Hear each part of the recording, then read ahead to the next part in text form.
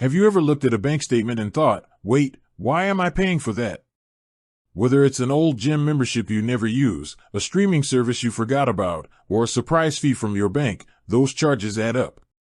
Now, imagine a feature that not only finds those charges but also asks for a refund for you. That's the promise of Rocket Money's Ask for a Refund feature.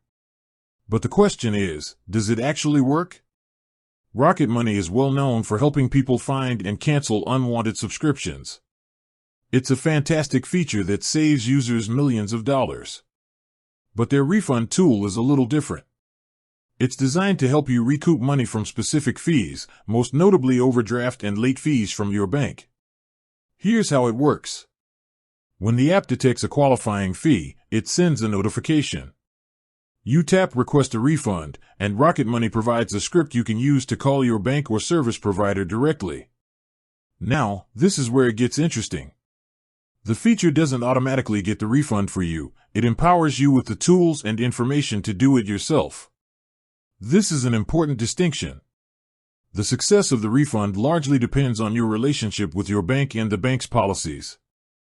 Some banks are more lenient than others, especially if it's your first time or if you're a long-standing customer.